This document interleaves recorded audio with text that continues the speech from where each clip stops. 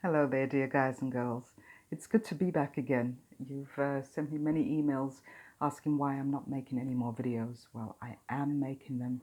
It's just not as often as I used to, due to work and just having a wonderful time working with so many of you worldwide to get you through, to help each other through our dark night of the soul, which is what I wanted to touch on, because it is something that has rarely been in the foreground in these last, I would say, 3 or 4 months working with you, all of you, and also going through my own process, because the healing process is not just made up of one huge process. They are all little different, or not little, I don't mean to downplay that, but they are all different chapters that you go through in order to come out stronger and more fulfilled and relying on yourself, trusting yourself and loving yourself. So this, where you can start off on your healing process going through a lot of pain and a lot of anger.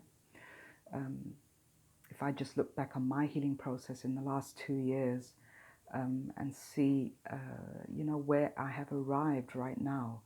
It is just so wonderful to be able to look and see what one has accomplished.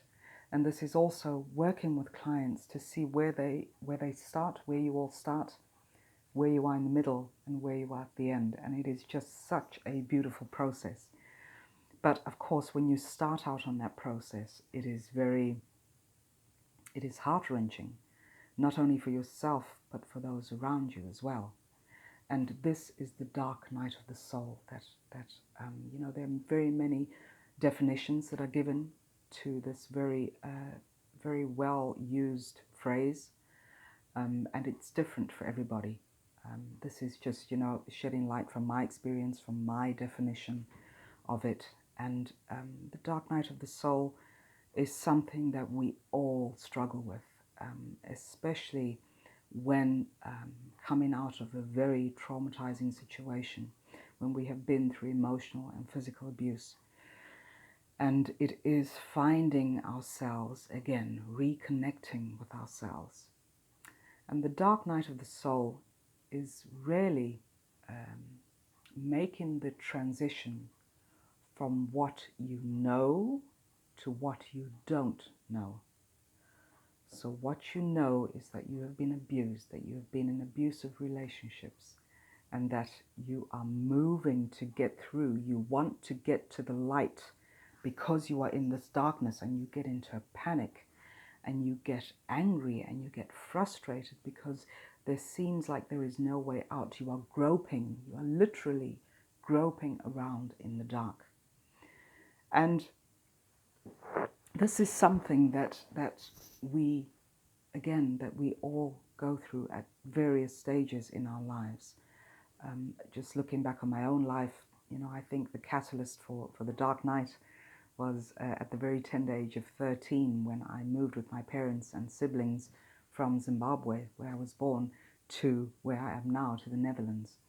And that in itself, being 13, is a very difficult age. You're going through puberty, and I was sort of, at least that's the way I felt back then, is that I was brought to this foreign country and I was just dropped. I had to start school within 6 weeks, had to learn a new language, had to make new friends. And looking back now, I went through a very depressing time, and my depression showed up as anger. I was very angry towards my parents, was very cheeky. Then I would lock myself in my room and just, just be focused on whatever I needed to focus on, whether that was playing music or reading, to sort of divert my attention from the emotional pain that I was going through of moving to a new country. So this is just one example. And many years later, at 22, I think I've mentioned this in a video previously, is that I was an addict, I was a junkie. and I overdosed on crack cocaine when I was 22. It wasn't enough to kill me. I'm still here. But it was enough to sort of ignite hope within myself, to ignite that spark of life again. And it was such a strange experience. Again, looking back, I can see how that is part of the dark night of the soul that we all go through, is that when I took that overdose, I felt myself falling into an abyss, and my life sort of flashed before my eyes.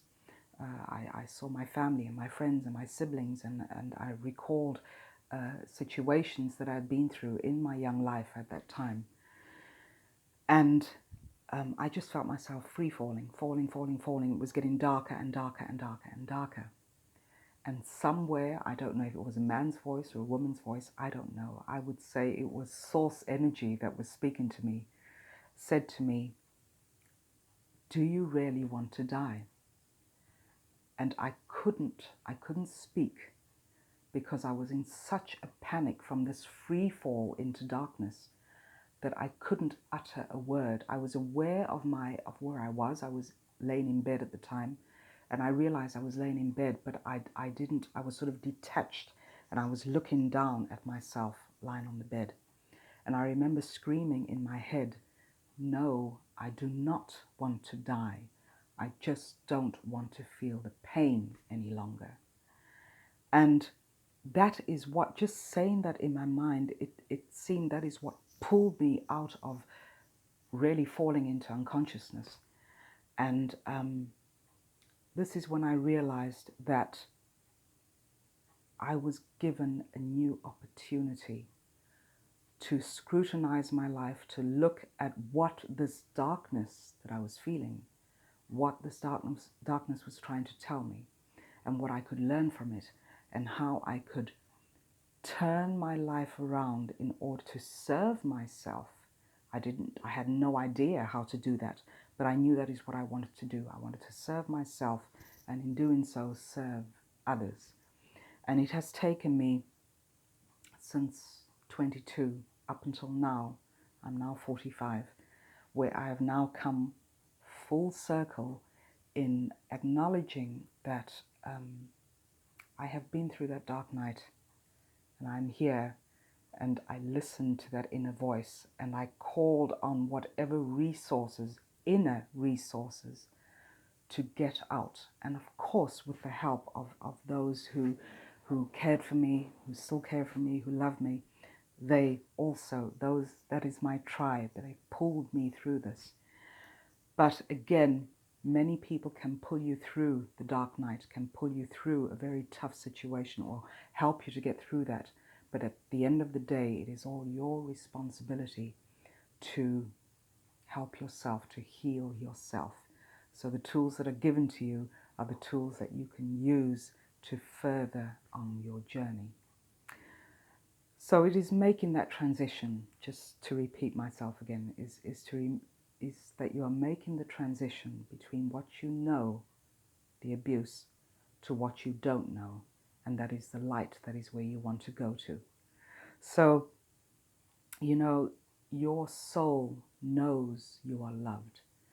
That is how we are born. When we are born, we have no judgment, we have no expectations, we are just love. That is what our soul recognizes in us. But trauma is what blurs your vision. So when you become aware of this, you also know that when you are in those darkest moments, you need to call on your inner resources. This is the question you can ask yourself. What resources can I call on to get me through this? What values can I call on to get me through this? Because I know I do not want to stay here. I want to be in that light. What do I need to help myself through this? And inner resource, you know, there are different qualities for that. There is inner strength. There is activating your authentic qualities. And what are your authentic qualities? That is your courage. That is going back to your authentic self, that is recognizing the authentic love and also recognizing that you are worthy of love. You are worthy of being vulnerable. You are worthy of having a good, productive, and healthy life in every single aspect. So, oftentimes when we are victimized, when we have gone through trauma, we wear this coat of shame, of guilt, of anger, of depression, of being disillusioned, of having no hope.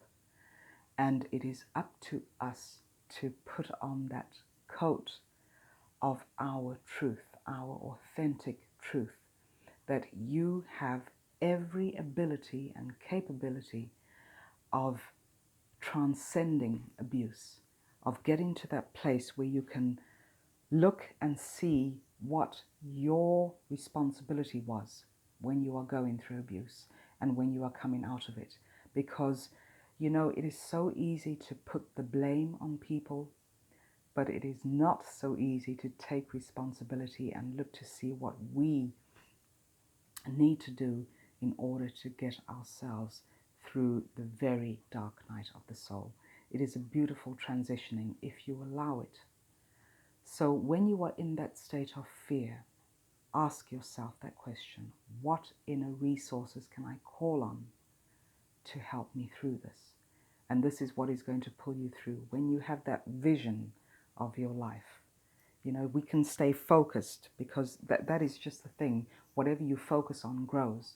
When you stay focused on your pain, on your anger, on your hurt, on what the abuser did to you, on what your neighbor did, on what your sister did, on, it's externalizing what we have been through.